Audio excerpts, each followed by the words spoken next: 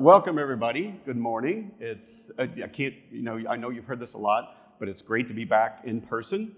I can see people's legs, and and everybody has shoes on, which is a good thing.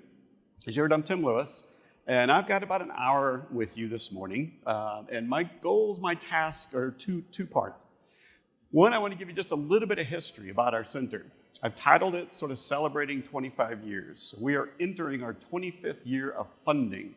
The work has been going on a lot longer than that, but I want to kind of give you just a little bit of context, a little bit of history about where the center come from, where our work sort of stems, what sort of drove kind of the way we do business in terms of supporting all of you across the U.S. and literally around the world. Then I want to kind of leave you with some big ideas, some things to think about. None of them will be new to you if you've been implementing PBIS, MTSS, RTI, PBS, school-wide PBS, MTBF, EIEIO. Doesn't matter what you call it, it's about those essential features. So I want to walk you through some of those critical essential features, especially given just the context we're in today. All right? Normally I'd say if there are questions, shout them out, but I don't think I can do questions with 1,000 people in a very, very large room. So you're unfortunately just going to have to sort of sit and listen. So where did this come from? Where did the center come from? Where did the concept of positive behavior interventions and support come from? It basically originated in the reauthorization of IDA in 1997. In that reauthorization, there was specific language around positive behavior interventions and supports and early intervening services. I'm a special educator, as you heard, a very proud special educator. One of the things that we got wrong was this wait-fail model we have. And I remember being a classroom teacher, and my colleagues would come to me and say, Tim, I got this guy, man, he's really misbehaving, he's struggling to learn to read. It's like, what do I do? It's like, I got a hell of a deal for you. Here's what I want you to do. I want you to watch this young person fail for the next 6 months. I want you to write everything down he or she does. And then we're going to have a secret meeting of a lot of experts. And we're going to look at a lot of data, and we're going to decide if he's in the club or not. It's like, well, what if he's not in the club? I said, sorry. One of the things we got wrong in terms of delivering services for kids, high risk or kids with disabilities from the get-go. Since 97, even prior to that, in fact, all of our funding comes from, I shouldn't say all of our funding, all the original funding comes from the special ed side of the house. Recently, for the past decade, also from the gen ed side of the house, which is pretty exciting. But since 1997, it talks about it's better to catch kids early. I always talk about it's much easier to prevent than to remediate. Other things from the law, early intervening services. You can spend special ed dollars on quote-unquote gen ed kids who are at risk. The law says it's much better to intervene early than try to remediate. In terms of the IEP, explicitly says we need to build in positive behavioral interventions and supports if kids' behavior are interfering with their own learning as well as others. In terms of professional development, the law is very explicit. Once again, you can use your dollars to help build fluency among your staff in terms of positive behavior interventions and supports, as well as Title II. Also, specifically says you can use some of these dollars for PD to develop skill sets among your faculty and staff. So that's the history. I'm going to do a little bit more history, but it'll be a lot more fun. You guys your eyes rolled over. It's like, oh, not history. I teach a doctoral class, and it's the historical, legal, and scientific foundations of special education. And we start at 3000 BC and go up to modern times. So consider yourself lucky. I started in 1997, right? The center was first established in 1998. So what was going on in 1998? Well, the work actually started much earlier. So that's me, and that's a gentleman with dark hair, Dr. George Sugai, who many of you know is one of the original co-founders. That's from 1990. We were doing school-wide work back then. And in 1998, my hair was still brown. Hard to believe. It's like I haven't seen people in a while. It's like, didn't your hair used to be brown? It's like, hey, I earned these gray hairs. So what else was going on in 1998? Well, Hansen was encouraging us to bop. Beyonce was just a member of a group. Fresh Prince was telling us to get jiggy with it. Chumbawamba was encouraging us to drink heavily, and if you get knocked down, get back up. It was still Miss Jackson at the time. And Cher had us believe that was her farewell tour, right? And country music started changing, right? Women took over, which is pretty fascinating and amazing. If you were in middle school in 1998, you had to decide. See, some of you know this. You either had to go with NSYNC or the Backstreet Boys. I'm glad you're getting the humor. That's always a good sign. Here's a great trivia question. Anybody know what the #1 song of 1998 was? It wasn't one of these. Audio guy.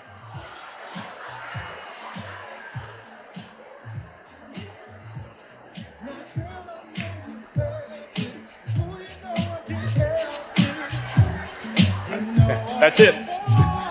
It's the only time you'll ever see me dance. This was the #1 song. Anybody know who this band was? Where are they now? Right? I'm really dating myself. And if you're laughing at my humor, you're one of me. We all thought we were the king of the world because we watched Titanic over and over. We hung out with friends and spent some time in the ER, the big popular TV shows of that year. We worked on computers that looked like this. Odds are you either drove one or knew somebody that had a reliable Toyota Camry. We still watch TVs that would, 1,400 pounds, and you had to get up and actually turn the channel.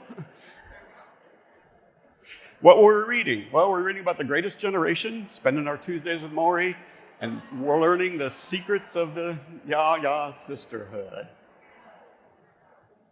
What about the news? What was hot in the news? This was hot in the news. We had a president get impeached for lying about an affair with an intern. It's almost kind of quaint, given the past 6 years, isn't it? It's like, oh, that's cute and sweet. We had a steroid-fueled home run derby going on that summer.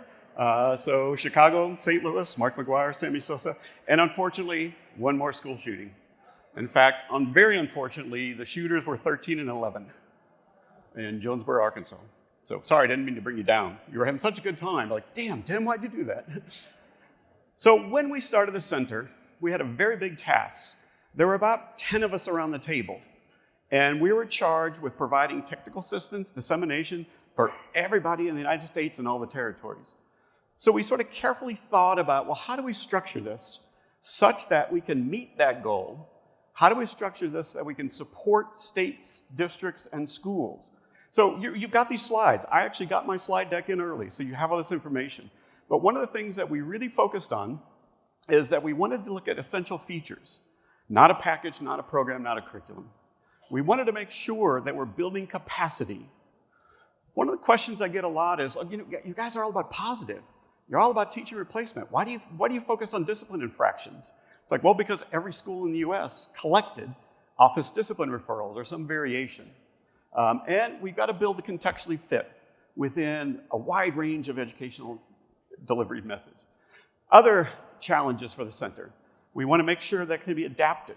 We want to make sure that our PD is connected with other things going on in your schools, districts. We're supposed to go to scale and sustain over time. Again, it's a great accomplishment that we've been funded for as long as we have. Very few TA centers have that luxury and that history of funding. So, because I am one of the co-directors, I'm federally required by law to show the next 3 slides. We went with leadership teams instead of a package, instead of a program, instead of saying, hey, student service director, you're in charge of this. We said, no, it's going to take the collective wisdom and expertise of everybody in that school if we're going to be successful with really high-risk kids, as well as all kids, helping them be successful. You've all seen the circles. We drew this more than 25 years ago. We've added something, equity in the center, because we want, at the heart and soul of everything we do, thinking about how do we produce equitable outcomes for all kids, for all groups of kids, for all individuals. And of course, oops, sorry, wrong way. The triangle. Where would we be at the triangle? Now, when we developed this, we didn't invent this. This is a public health model. And I honestly don't remember the conversation about why we picked green, yellow, and red. But we've had a lot of unintended consequences with this. I hear schools talking about green kids and yellow kids and red kids. Or my other favorite, oh, he's a Pointian kid. A Pointian kid, yeah, top of the triangle? Oh, no. This wasn't intended to be a new classification system. This was intended to guide and drive what we do as the adults in that school. If kids aren't successful with universals alone, how do we change the environment to help them be successful? What other supports do we need to put in place around Tier 2? And if they're still struggling or they've got those intensive challenges, how do we connect individual plans back to our universals? Now, as I said, the center was initially charged with helping special educators implement the regulations of the law post-1997. Since then, our focus has greatly expanded. These are some of the challenges we have been asked to contribute solutions to. Now, do we have solutions for all of these challenges? Of course not.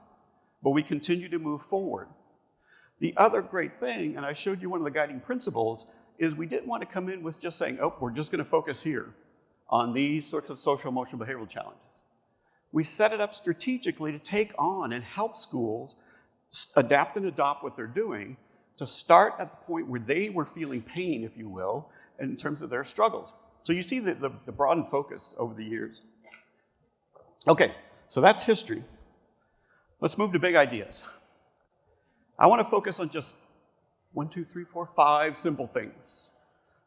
Now, it's hard to sum up 25 years of applied work, of research, and a lot of other things that have gone on. But given particularly the last 2-3 years, I think it's important for us to kind of come back to some of these sort of basics. In fact, I've been giving talks a lot, talking about, so to build the future, we've got to go back to the basics. A little play on word with the movie there, right? So I want to talk about these 5 things. First, continue to focus on what you want them to do instead. I remember early work 25 years ago, we would go into schools, we'd meet with teams, meet with educators, and they could easily give us a long list of problems. And we'd say, okay, what do you want students to do instead? Well, we want them to stop doing these things. It's like, okay, but what do you want them to do instead? And you can't tell me, stop, don't quit.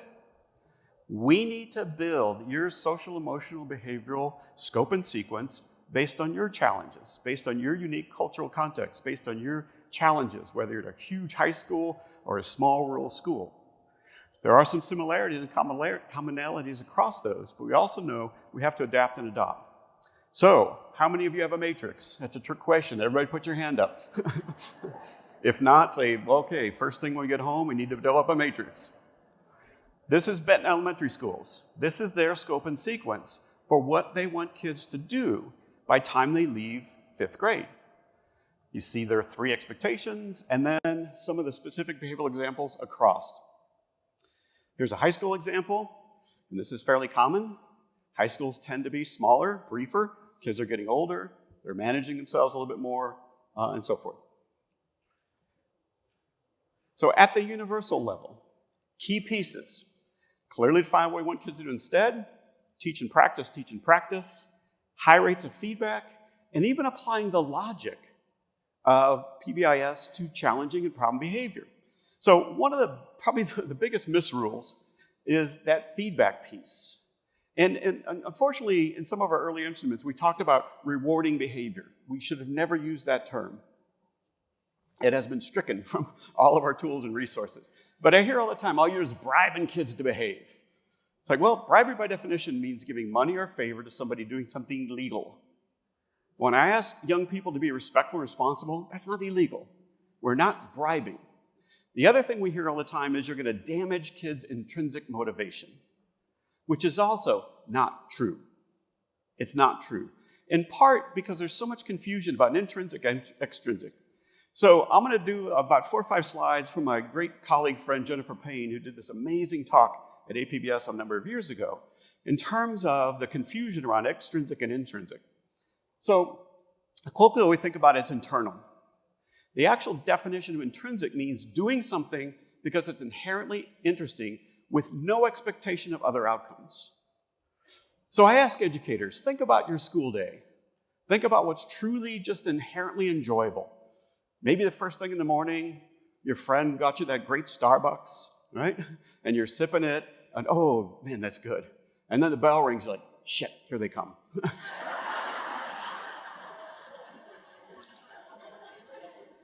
Most of our behavior is extrinsically motivated, meaning we do it for an outcome.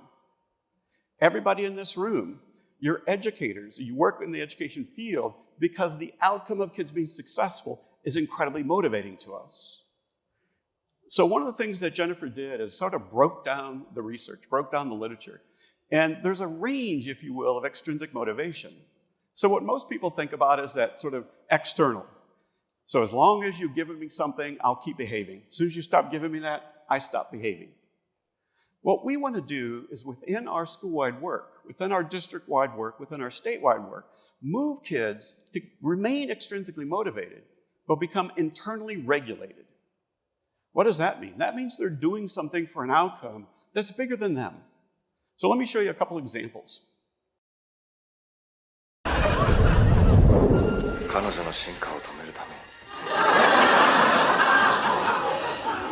What's this cartoon called again? Oshikuru Demon Samurai. And it's not a cartoon, it's anime.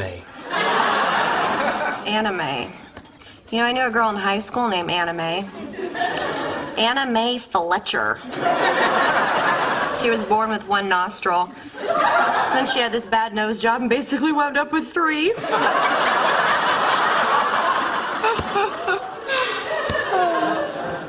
You're here a lot now. Oh, am I talking too much? I'm sorry. Zip. Thank you. Chocolate? Yes, please.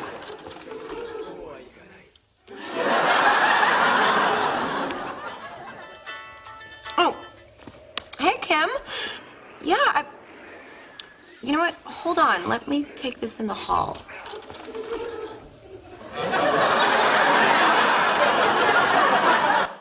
So that's what most of us think when we think extrinsic, right? This is the next level. You're doing something for somebody else. I don't particularly care for flowers, but Grandma Martha loves them, and it makes her happy. Then we move to actually committing yourself to something to get a larger goal. Great quote from Muhammad Ali. I hated every minute of training, but I said, don't quit, suffer now, and live the rest of your life as a champion, or self-proclaim the greatest, right? And then the last, I guarantee you, Nelson Mandela was not intrinsically motivated to be in that cell for multiple years. He did it for the betterment of his country. He did it to erode apartheid and eliminate apartheid, which he did. So as you think about intrinsic, extrinsic, we all are extrinsically motivated. There are very few intrinsic motivations throughout our day. But it's not a bad thing. I would argue that most of us in education are extrinsically motivated but internally regulated. We do it because we want to enculturate the next group of citizens. We do it because we want to help all young people be successful in their lives. Now, people always ask us, where did that 4-to-1 come from? And I point out, it's like, well, basically some of the early research in the 70s kind of made it up. They said, well, that looks like about a ratio, but it has proven true. In fact, it goes beyond education. This is an amazing study. These researchers were interested in marriages that last, and they just looked at young couples, newlyweds, and watched their interactions. Those that had 4 to 5 positives for every corrective or negative basically were married 10 years later. Those who had low rates were divorced, and they predicted it with 94% accuracy. Now, I shared this fun slide one time, and there was a gentleman in a news meeting. He did the conclusion. He was a superintendent. And he came up to do some closing remarks, and it's like, man, I clearly got to make a lot of work up when I get home. What about responding to problem behavior? I tell educators, you'll get no argument from me. I'm a kid advocate. You'll get no argument. If a child's so disruptive learning environment, you remove him or her. But I am going to challenge you, what are you going to do to prevent it from happening again? And I'm going to challenge you, what do you do when they're gone? We know doing crime, paying time doesn't change behavior. We know kicking kids out of school doesn't change behavior. Well, I stand corrected. Suspension detention works really, really well for who? The kids you're not worried about, right? The kids who want to be in school, the kids who want your feedback, the kids who want to be engaged. So our good friend, colleague, one of the original co-directors, Rob Horner, has this great quote. So we define taught, modeled, practiced, reinforced, and retaught. It's unethical for adults to punish. The equivalent would be, you're here, and back home, your superintendent has decided Monday morning, all instruction will be in Icelandic. You can only teach in Icelandic. Everything you hand out has to be written in Icelandic. How many of you are ready to go Monday? Now, I've done that, and I don't see hands. One time, a guy raised his hand and started speaking Icelandic, and I said, well, great, you can lead the way. The point is, if we've not taught, then you can't expect that behavior. So I remember meeting with a junior high, and I asked them, I said, what do you guys do if kids, quote unquote, misbehave? They said, we have Saturday school. I said, Saturday school? Tell me about Saturday school. A little more from a varsity letterman. You're not fooling anybody, Bender. The next screw that falls out is gonna be you. Eat my shorts. What was that? Eat my shorts. You just bought yourself another Saturday, mister. I'm crushed. You just bought one more right there. Well, I'm free the Saturday after that. Beyond that, I'm gonna have to check my calendar. Good! Because it's gonna be filled. We'll keep going. You want another one? Say the word. Just say the word. Instead of going to prison, you'll come here. Are you through? No. I'm doing society a favor. So? That's another one right now. I've got you for the rest of your natural-born life if you don't watch your step. You want another one? Yes. You got it. You got another one right there. That's another one, pal. Cut it out. You through? Not even close, bud. Good. You got one more right there. You really think I give a shit? Another. You through? How many is that? That's 7, including the one when we first came in and you asked Mr. Vernon here whether Barry Manilow knew that he raided his closet. Now it's... So I always point out, who was escalating in that video? The adult. Who was in control? The kid. Were they learning anything parked in the library on Saturday? Of course not. Most of our schools and districts are rethinking even their responses. And so that principal, when I was asking about junior high, I said, well, who staffs it? Well, certified staff. They get extra duty pay. They only have to do it maybe once, twice a year. And so I said, okay, let me get this straight. You've got kids in a room with a certified teacher, and all these kids have committed learning errors. And in cartoons, when somebody has a great idea, the light bulb goes over. I could almost see the light bulb go over. So that's what they do now. Nobody wants to go to school on Saturday. But instead of just parking them in the room and having them write an apology, they work on the skills that got them sent there. Conflict resolution, anger management, accepting criticism, interacting and negotiating with peers and adults. So start rethinking and applying the logic of, well, what do I want kids to do instead? Well, I want them to do these things. Great. If they've proven they've committed learning error, we're not going to punish.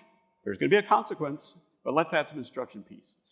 In fact, the importance of setting that tone in that school climate can't be underestimated. So a great study, our colleagues in Utah a number of years ago found that positive school climate was the most predictive factor in terms of student success and belongingness within that school, more than all those other factors we typically focus on.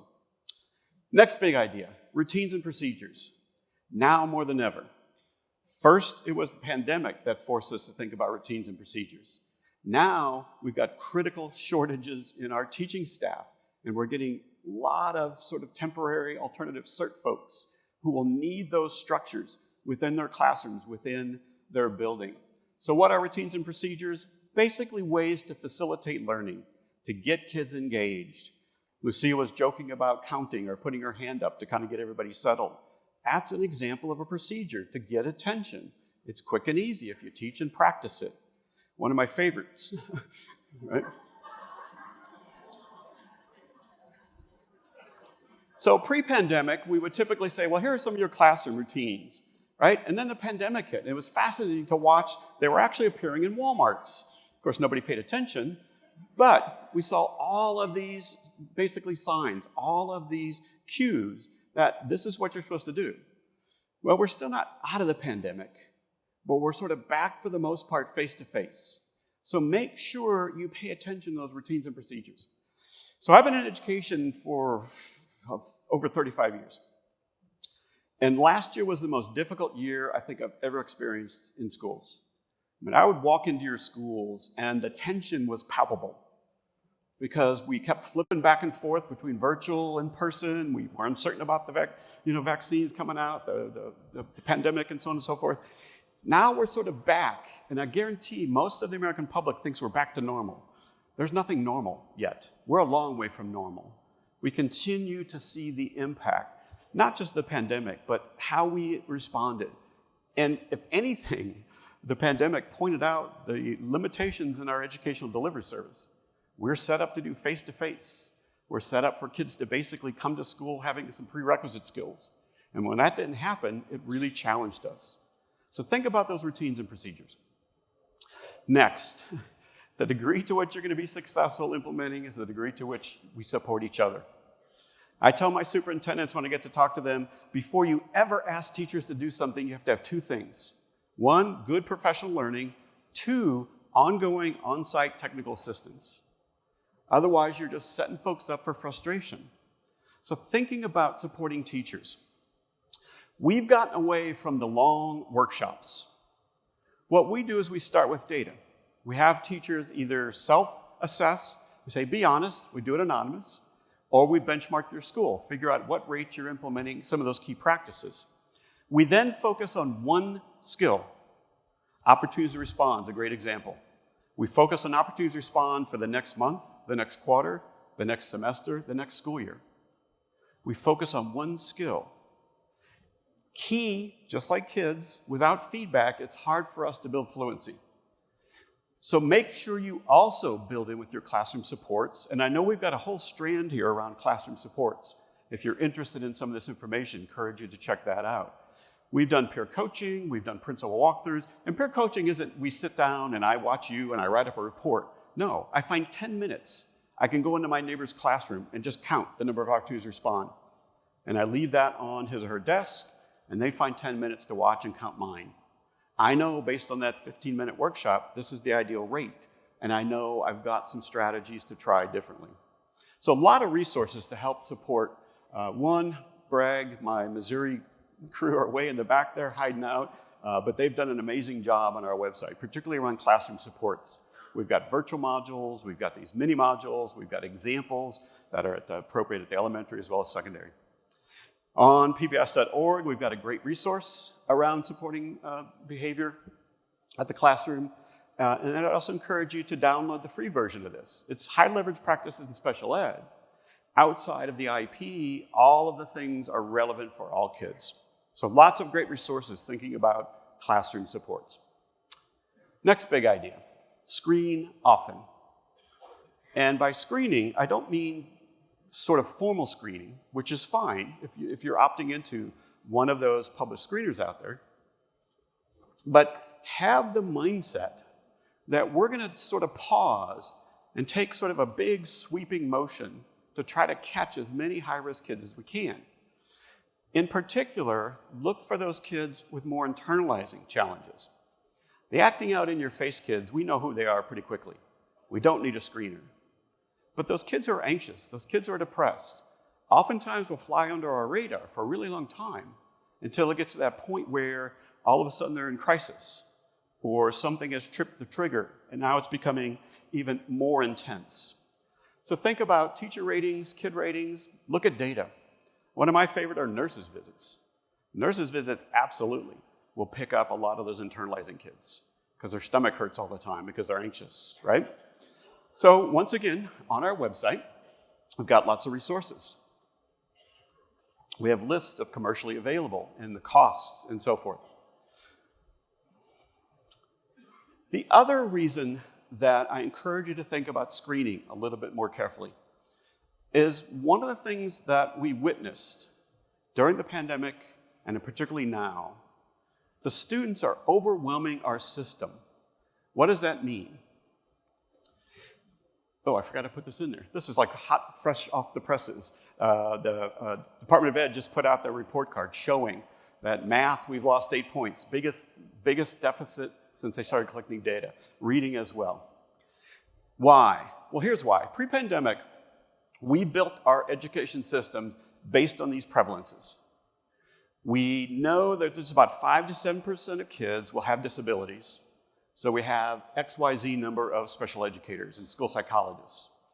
We know that about 10 to 20% of kids are going to manifest either short-term or long-term mental health needs to the point where they need intervention. So we have school counselors. Oftentimes we could split them across a couple buildings because the need wasn't that great, because these were the numbers that we built our system around. We have a lot of behavior expertise in our districts and schools that unfortunately a lot of times are solely focused on the special ed process. Remember, I'm a special educator. It's a good thing to carefully evaluate and reevaluate kids, but at the same time, we're missing out on a lot of that expertise that could be rethought and used in different ways. Well, that's pre-pandemic. What about post and during pandemic? Student need is overwhelming our system. If we had about 10% of kids manifesting mental health, if we had like 5% IEP, we'd be doing just fine. But we're not. I've read things up to 20 to 60% of kids are at that point of crisis needing mental health supports. 7 out of 10 schools in the United States report that kids are overwhelming the system. Well, we've got 3 options.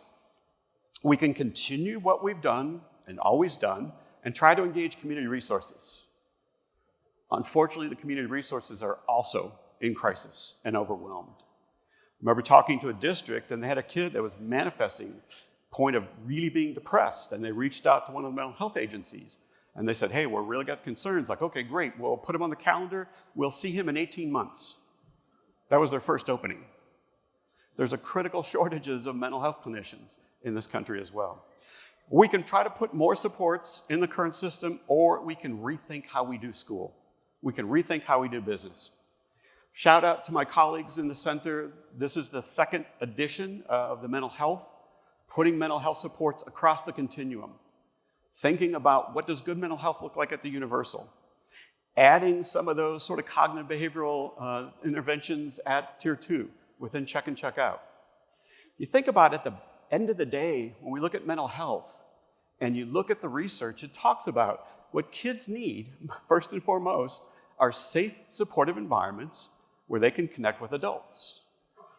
We can do that, right? We can create safe, supportive environments, and we can make connections with adults. That is, however, going to require us to start thinking district-wide, not just school-wide. Because I've never walked into a single school anywhere in the world that had enough behavioral expertise to deal with all the needs. Tier 2 somewhat, Tier 3 almost by definition requires district resources. Your school psychologists, your social workers, and so forth, right? So why not start at that point and redesign what we do to help support schools? So the past 5-6 years, I know in my state, several others, we only will work with districts now. We've gotten out of the business of supporting individual schools because schools can get to this point, and then without district resources, they hit that wall. So it's going to require us to rethink how we do business. We have a district strand. I encourage you, if you are an administrator or you've got some decision-making power, even if you're a staff within a district, go and listen how they have basically rethought things. We take our school psychologists, our counselors, folks with mental health expertise, and yes, they still continue their job, but we release them a little bit of some of their time to help build capacity across our schools. We develop district-wide Tier 2, Tier 3 processes. Yep, every school at the Universal still can do their, their mascot, their creativity and so forth, but why ask every school to invent the entire continuum? It's near impossible. And the other piece is who owns Tier 2? Anybody have in their job description, you're in charge of Tier 2? Some of you that might be hired by your district to be the MTSS person, but beyond that, who does this? Well, people volunteers and they do a great job. And of course, if they volunteered and built something, they're going to get snapped up by somebody else. And they leave. And what happens? It's gone, right? It's gone. So building capacity, thinking about district-wide.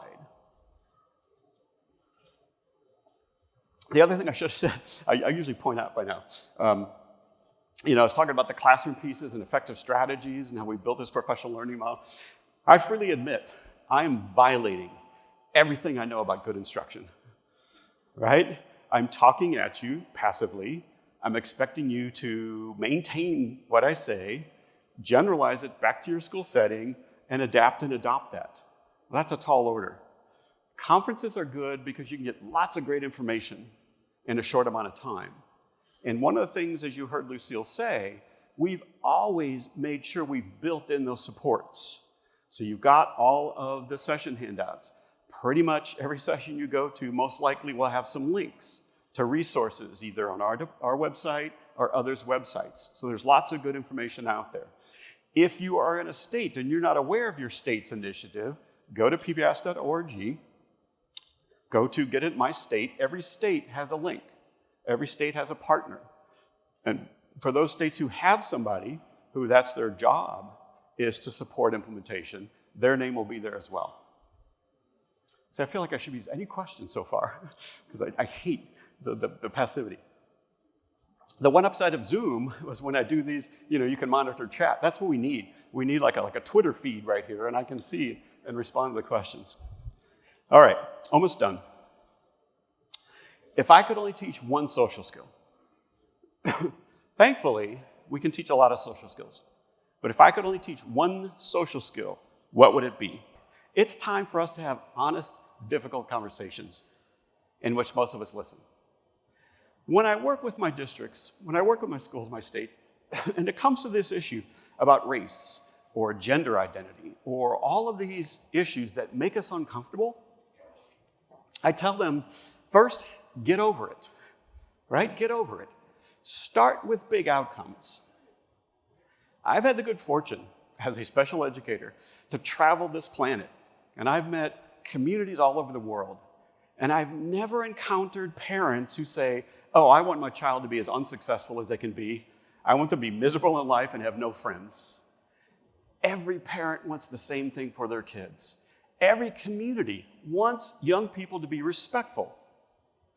How you display that may look different.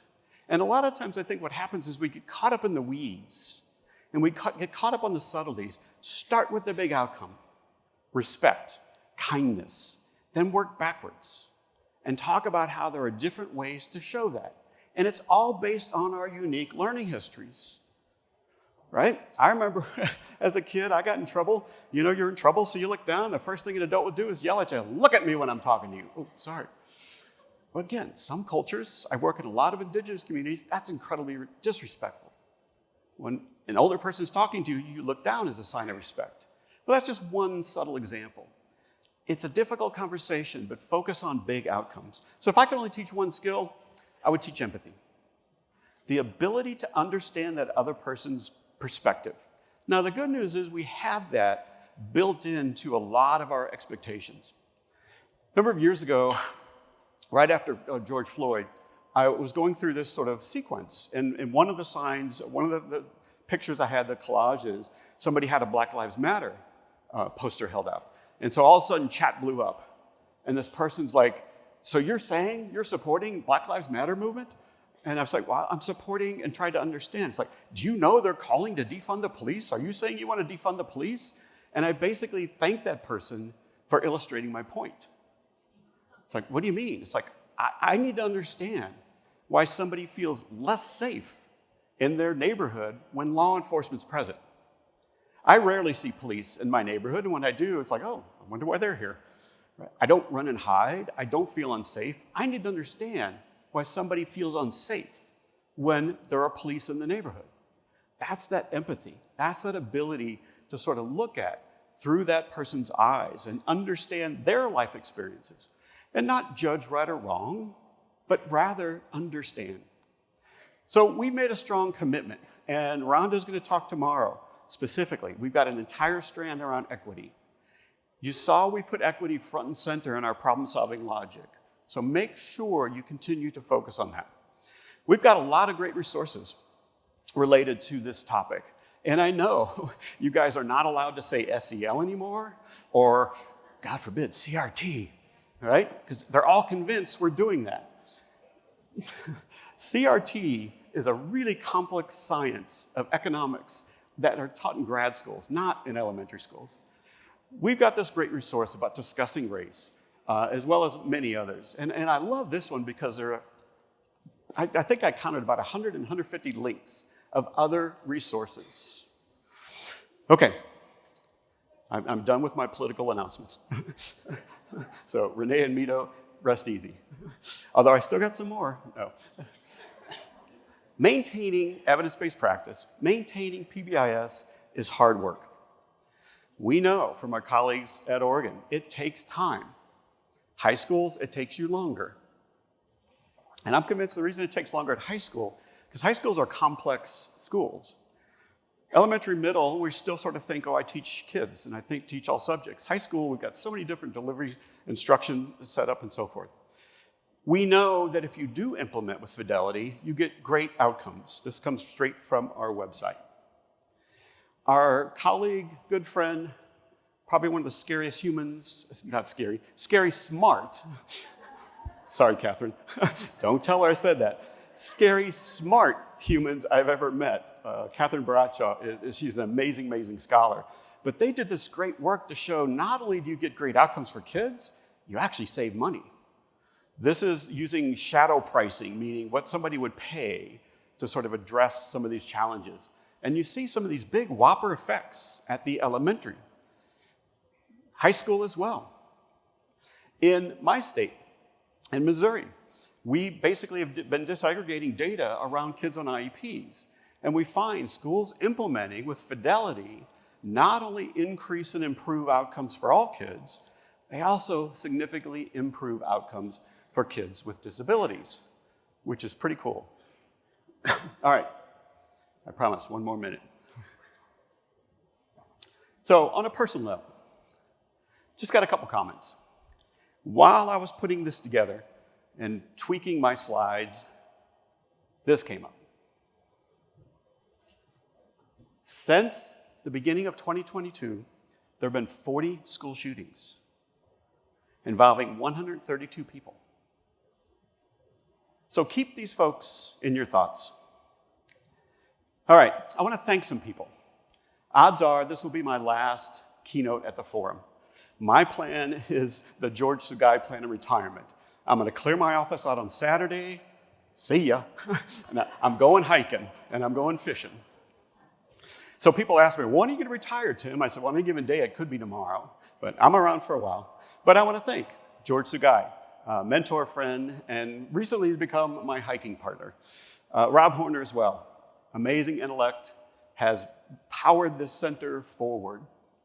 Our good friend and colleague, Renee Bradley, who, as you heard, was our project officer for almost 25 years, has gone to the Department of Education now, but she's still around. She's still supporting the work we do, just on the gen ed side now. I want to acknowledge great friends and colleagues that I've had within the field of special education over the years. I want to acknowledge our center partners and friends. That's just a small fraction of us.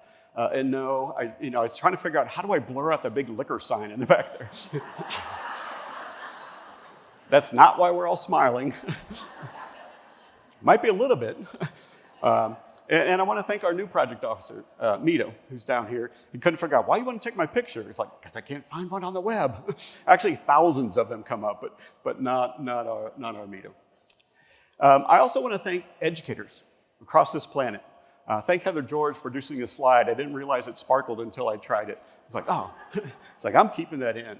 But I've had the good fortune to learn from amazing educators all over this planet. So I want to thank all of you, continually learning and continuing to challenge us to help you be successful. I also have got to thank, because I spend a lot of hours in airports and airplanes and hotels. And my family has been incredibly tolerant and patient.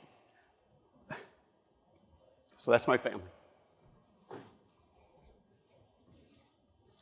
Oh, well, thanks.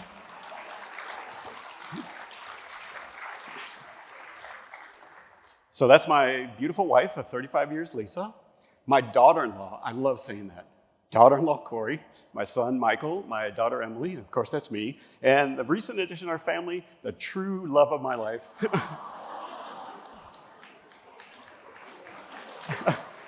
Oh, thanks. I had nothing to do with that. I just get to enjoy them.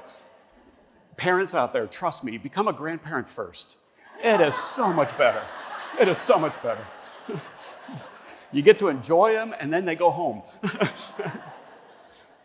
Last piece, we have a podcast. I hope you're a subscriber. If not, please listen. We've got the opportunity to hear your voices. So you'll see these slips of paper during posters. If you want to come by for just a minute or two, we're trying to grab voices of folks from the forum.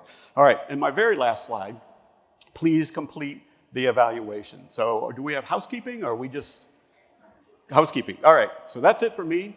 Turn it back over to Lucille. Thanks.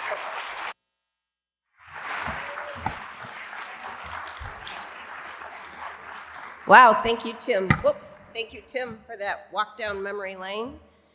Reminders about basics, reminders about realities, and enthusiasm for continuing forward.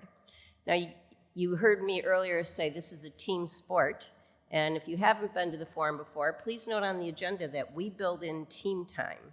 And right now, you can mingle in here or in any of the common areas to talk with your team about who's going where and what note-taking and sharing time you're gonna have later. So we give you that team time, and the first strand begins at, is it 10:15? All I see is lights. At 10:15, and there'll be breaks, and then we will see you back here for our poster session. Again, it's a very long day, so, have your coffee. Hope you had your Wheaties, and we will see you for the poster session. And remember, again, tomorrow with Rhonda's keynote, we start right at 8 o'clock. So get down to breakfast about 7 o'clock tomorrow. Have a great day, and we'll see y'all later.